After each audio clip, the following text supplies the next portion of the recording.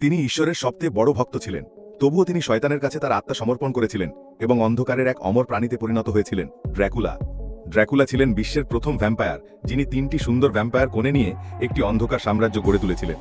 কিন্তু শত শত বছর অতিবাহিত হওয়ার পরেও তারা কখনো কোনো সন্তানের জন্ম দিতে সক্ষম হননি।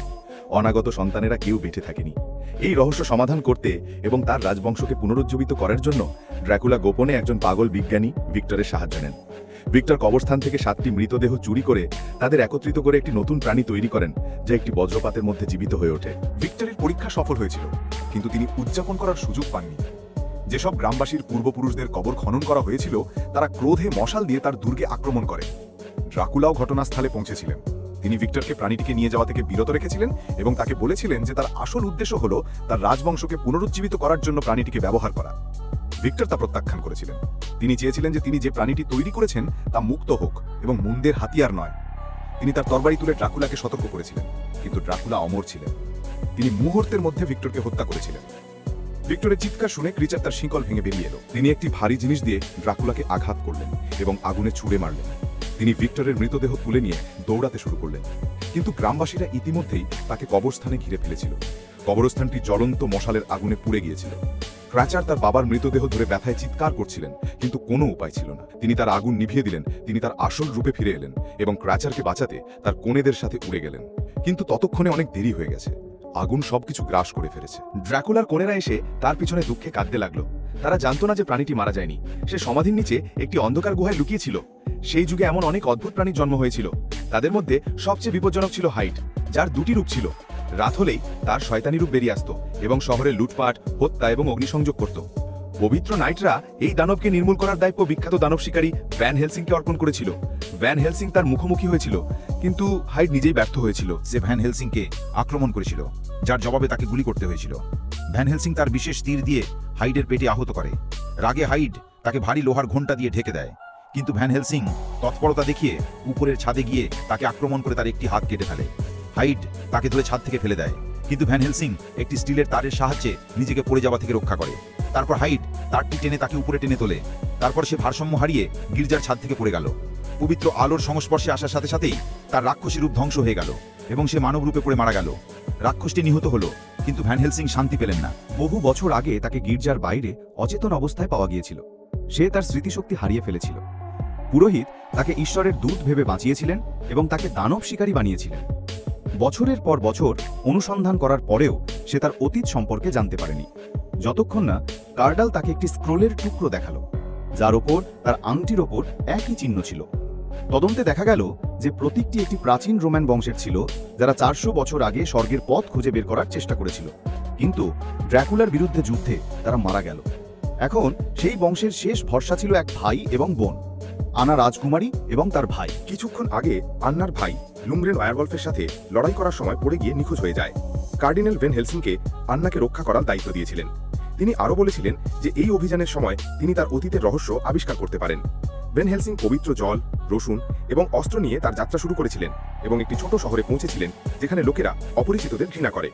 আন্না তাকে সতর্ক করেছিলেন যে সেখানে বাইরের লোকদের স্বাগত জানানো হবে না এবং তাকে অস্ত্রটি ছেড়ে যেতে বলেছিলেন, কিন্তু ভ্যান হেলসিং তৎক্ষণাৎ তার ক্রসবো বের করে বাতাসে তীর ছুড়ে মারেন। একজন ভ্যাম্পায়ার কোণে আহত হয়ে উড়ে গেল। সুযোগ দেখে সে আন্নাকে ধরে উড়ে গেল, কিন্তু ভ্যান হেলসিং ঝাঁপিয়ে পড়ে তাকে রক্ষা করলেন। কোণেরা 2 দিক থেকে আক্রমণ করে। ভ্যান হেলসিং দ্রুত গুলি এবং তীর ছুড়ে মারে। আন্না তার সাহায্যে পালানোর চেষ্টা করতে থাকে। একজন কনে রেগে একজন গ্রামবাসীকে তুলে নিয়ে তাকে ছুঁড়ে ফেলে দেয়। ইতিমধ্যে সূর্যের রশ্মি মেঘ ছিঁড়ে এসেছিল, যেন আলো অন্ধকার দূর করতে শুরু করেছে, কিন্তু ভ্যান হেলসিং বুঝতে পেরেছিলেন যে এটি কেবল শুরু। তিনি এবং আন্না একটি পুরানো কূপের কাছে দাঁড়িয়েছিলেন। দুজনেই সতর্ক ছিলেন। তারপর আবহাওয়া বদলে গেল। আবার সূর্য অস্ত গেল এবং একটি ভ্যাম্পায়ার কোণে কূপ থেকে আকাশের দিকে বিদ্যুৎ চমকানোর মতো গুলি চালালো। একটি ভ্যাম্পায়ার কোণে উড়ে এসে রাজকন্যা আন্নাকে নিয়ে গেল। ভ্যান হেলসিং ভয় পেয়েছিলেন যে আন্না হয়তো আহত হতে পারে, তাই তিনি গুলি চালাচ্ছিলেন না। আন্না চুপচাপ একটি ছুরি বের করে প্রাণীটিকে আক্রমণ করলেন, কিন্তু কোণেরা তৎক্ষণাৎ এটিকে ঘিরে ফেললেন এবং আন্নাকে পালাতে দিলেন না। ভ্যান হেলসিং তৎক্ষণাৎ তার ক্রসবো উচ্চ শক্তিতে রেখে প্রাণীটির পায়ে একটি নির্ভুল তীর দিয়ে বিদ্ধ করলেন, যার ফলে আন্না অল্পের জন্য পড়ে যাওয়া থেকে রক্ষা পেলেন। তিনি ভাবলেন কোণে শেষ হয়ে গেছে, কিন্তু তারপর প্রাণীটির শক্তির এক ধাক্কা দিয়ে তার ক্রসবো ফেলে দিলেন এবং চোখের পলকে তা আবার মানুষের আকার ধারণ করল। ভ্যান হেলসিং এর ছোট সঙ্গী চিৎকার করে উঠল, পবিত্র জল ছুঁড়ে ফেলুন! ভ্যান হেলসিং বোতলটি ধরার চেষ্টা করলেন, কিন্তু অন্য কোণে পবিত্র জলের বোতলটি ছিনিয়ে নিয়ে কূপে ফেলে দিলেন। পরিস্থিতি গুরুতর হয়ে উঠল। তারপর তিনি দেখলেন যে গির্জার সামনে আরেকটি পবিত্র জল রাখা আছে। কোণেরা আক্রমণ তীব্র করে তুলল। তাদের মধ্যে একজন পূর্ণ শক্তিতে ভ্যান হেলসিংকে ছুঁড়ে ফেলল এবং সে পবিত্র জলের ঠিক কাছে পড়ে গেল। কোণে তখন বুঝতে পারে যে সে ভ্যান হেলসিংকে ভুল জায়গায় ছুঁড়ে ফেলে দিয়েছে, কিন্তু ততক্ষণে অনেক দেরি হয়ে গেছে। ভ্যান হেলসিং সেই পবিত্র জল ব্যবহার করে এবং কোণের একজন পুড়ে মারা যায়। তার শরীর দেয়ালে লেগে ছাই হয়ে যায়। অন্য দুই কোণে পালিয়ে যায়। এতে গ্রামবাসীরা স্বস্তি পায়নি, বরং তারা ভ্যান হেলসিংকে ঘিরে ধরে বলে যে এখন ড্রাকুলা প্রতিশোধ নেবে। ভ্যাম্পায়াররা কেবল প্রয়োজনেই হত্যা করত, এখন সে সবার রক্ত পান করবে। গ্রামবাসীরা লাঠি দিয়ে আক্রমণ করতে যাচ্ছিল। ঠিক তখনই অ্যানা ভ্যান হেলসিং এর নাম জোরে চিৎকার করে উঠল। এই নাম শুনে তারা ভয় পেয়ে গেল এবং পিছু হটল। এদিকে ড্রাকুলা জানতে পারল যে তার এক কনেকে হত্যা করা হয়েছে। রাগে সে গ্রামে একটি আহত নেকড়ে পাঠালো যাতে সে ভ্যান হেলসিং এর শক্তি অনুমান করতে পারে। রাতে ঘুমাচ্ছিল অ্যানা অদ্ভুত কিছু অনুভব করল। সে লণ্ঠন নিয়ে বেরিয়ে গেল এবং হঠাৎ একটি ওয়্যারউলফ তাকে আক্রমণ করলো। কিন্তু তারপর সে তার সামনে তার ভাইকে দেখতে পেল। আসলে কয়েকদিন আগে তার ভাই তাকে বাঁচাতে গিয়ে আহত হয়েছিল এবং এখন পরবর্তী পূর্ণিমার পরে সে সম্পূর্ণ ভ্যাম্পায়ারের দাস হয়ে যাবে। সে কিছু বলতে চেয়েছিল, আমি সবকিছু জানি কিন্তু আমার কাছে সময় নেই। কিন্তু ততক্ষণে তার শরীর ব্যথায় কাঁপতে শুরু করে এবং সে দেয়াল বেয়ে উঠে তার রূপ পরিবর্তন করতে শুরু করে। ভ্যান হেলসিং সেই জায়গায় পৌঁছে গিয়েছিল। আনা তাকে থামিয়ে দিল। সে চাইনি তার ভাইকে হত্যা করা হোক। সে নিশ্চিত ছিল যে ড্রাকুলার অবশ্যই কোনো নিরাময় হবে। আনার অনুরোধে ভ্যান হেলসিং সাহায্য করার সিদ্ধান্ত নেয়। তারা দুজনেই ড্রাকুলার আস্তানার সন্ধানে বেলে ফ্র্যাঙ্কেনস্টাইন দুর্গে পৌঁছায়। সেখানে তারা শত শত মৃত ভ্যাম্পায়ার ভ্রূণ দেখতে পায়, যার ওপর মেশিন স্থাপন করা হয়েছিল। ড্রাকুলা তাদের জীবিত করার প্রস্তুতি নিচ্ছিল। আহত ওয়্যারউলফ দুর্গে ফিরে আসার সাথে সাথে ড্রাকুলা তাকে যন্ত্রের সাথে বেঁধে ফেলে। বিদ্যুতের শক্তিতে তার জীবনী শক্তি ভ্রূণগুলিতে স্থানান্তরিত হয়। কয়েক মুহূর্তের মধ্যে সমস্ত ভ্রূণ বেরিয়ে আসে, জীবিত, ক্ষুধার্ত এবং হিংস্র। ড্রাকুলা তার দুই কনেকে এই নবজাত ভ্যাম্পায়ারদের গ্রামে নিয়ে যেতে এবং তাদের শিকার শেখাতে নির্দেশ দেন। দুর্গে লুকিয়ে থাকা ভ্যান হেলসিং এটি দেখে হতবাক হয়ে যান। হাজার হাজার ভ্যাম্পায়ার গ্রামের দিকে উড়ে এসেছিল। তিনি একটি ছোট বন্দুক তুলে তাদের থামানোর চেষ্টা করেছিলেন, কিন্তু তিনি একা এত বড় দলকে থামাতে পারেননি। অল্প সময়ের মধ্যেই পুরো শহর ধ্বংসস্তূপে ডুবে যায়। কোনেরা একজনকে ধরে বাতাসে তুলে শিশুদের খাওয়ার জন্য ছুঁড়ে ফেলে। ভ্যান হেলসিং জানতেন যে ড্রাকুলাকে হত্যা করার একমাত্র উপায় হলো তাকে হত্যা করা। তিনি ড্রাকুলার বুকে একটি রূপালী কাঁটা ছুঁড়ে মারেন, কিন্তু ড্রাকুলা সহজেই তা বের করে ভ্যান হেলসিং গ্যাব্রিয়েলকে ডাকেন। ড্রাকুলা জানতেন যে ভ্যান হেলসিং তার অতীত মনে রাখেন না। তিনি তার স্বপ্নে দেখা দর্শনের কথা বললেন, কিন্তু তারপর তিনি উপর থেকে একটি চিৎকার শুনতে পেলেন। আনা তার ভাইয়ের শেকল খুলে ফেলেছিলেন। চাঁদের আলোয় তার ভাই আবার তার রূপ পরিবর্তন করতে শুরু করে এবং সে নিয়ন্ত্রণ হারিয়ে ফেলে। ভ্যান হেলসিং ড্রাকুলাকে থামানোর জন্য একটি ক্রুশ বের করেছিলেন, কিন্তু এর কোনো প্রভাব পড়েনি। ড্রাকুলার রাগে আক্রমণ করতে যাচ্ছিলেন, ঠিক তখনই দুর্গের ভ্যাম্পায়ার শিশুরা হঠাৎ ব্যথায় চিৎকার করতে শুরু করে। তাদের শক্তি ক্ষয় হতে শুরু করে এবং তারা একে একে বিস্ফোরিত হতে শুরু করে। কোনেরা ভয়ে চিৎকার করে উড়ে যায়। ড্রাকুলার মনোযোগ অন্যদিকে সরে যায় এবং ভ্যান হেলসিং একই সাথে তার তরবারি দিয়ে লিফটের দড়ি কেটে ফেলে। ভ্যান হেলসিং স্টিলের তারটি অতল গহ্বরের দিকে ছুঁড়ে ফেলে দেন এবং আন্নার সাথে ঠিক সময় সেখান থেকে পালিয়ে যান। এখন ড্রাকুলা তার সন্তানদের বাঁচিয়ে রাখার শেষ উপায়টি হারিয়ে ফেলেছিলেন। রাগে সে ভ্যান হেলসিংকে হত্যা করার জন্য তার ওয়্যারউলফকে পাঠায়। নিচে প্রবল বৃষ্টি হচ্ছিল এবং আনা এবং ভ্যান হেলসিং ড্রাকুলাকে কিভাবে হত্যা করা যায় তা নিয়ে তর্ক করছিলেন। তাদের কথোপকথনের সময় তারা একই পোড়া কুড়ে ঘরে পৌঁছেছিল, যেখানে বহু বছর আগে ফ্র্যাঙ্কেনস্টাইন তার বাবার মৃতদেহ নিয়ে আগুনে ঝাঁপিয়ে পড়েছিল। হঠাৎ মাটি ধসে পড়ে এবং তারা একটি রহস্যময় সুড়ঙ্গে পড়ে যায়। সেখানে অনেক মানুষের হাড় পড়েছিল। ভ্যান হেলসিং আন্নাকে সতর্ক করেছিলেন, কিন্তু ঠিক তখনই ফ্র্যাঙ্কেনস্টাইন দানব তাকে ছুঁড়ে ফেলে দেয়। বছরের পর বছর ধরে সে অন্ধকারে লুকিয়েছিল, কারণ তার ভয়ঙ্কর মুখের কারণে মানুষ তাকে কখনো গ্রহণ করেনি। ভ্যান হেলসিং তার সদয়তা দেখে তাকে হত্যা করতে অস্বীকৃতি জানায়, কিন্তু দানবটি বলেছিল যে ড্রাকুলা যদি তাকে খুঁজে পায় তাহলে সে হাজার হাজার ভ্যাম্পায়ার শিশুকে জীবিত করবে। আন্না ভয় পেয়েছিলেন যে মানবতা বিপদে পড়বে, তাই তিনি তাকে হত্যা করতে যাচ্ছিলেন, কিন্তু ভ্যান হেলসিং তাকে থামিয়ে দিলেন। আমি কখনো কোনো নিরপরাধকে হত্যা করিনি। এই দানবটি কুৎসিত হতে পারে, কিন্তু তার হৃদয় ভালো। হঠাৎ এক কোণ থেকে একটি আওয়াজ এলো। ড্রাকুলার ওয়্যারউলফ সেখানে পৌঁছেছিল এবং দানবটিকে ধরতে যাচ্ছিল। ভ্যান হেলসিং তৎক্ষণাৎ সিদ্ধান্ত নেন যে ফ্র্যাঙ্কেনস্টাইন দানবটিকে ভ্যাটিকান চার্চে নিয়ে যেতে হবে। তারা তুষারময় পাহাড় পার হয়ে রওনা দেয়, কিন্তু ভ্যাম্পায়ার ব্রাইডরা অনুসরণ করে। ভ্যান হেলসিংকে ছুঁড়ে ফেলার চেষ্টা করা হয়েছিল, কিন্তু সে দৈত্যের সাহায্যে নিজেকে রক্ষা করে। ব্রাইডরা আক্রমণ তীব্র করে তোলে, কিন্তু ভ্যান হেলসিং এর ঘোড়া লাফিয়ে পড়ে, তাকে নিরাপদে নামিয়ে আনে।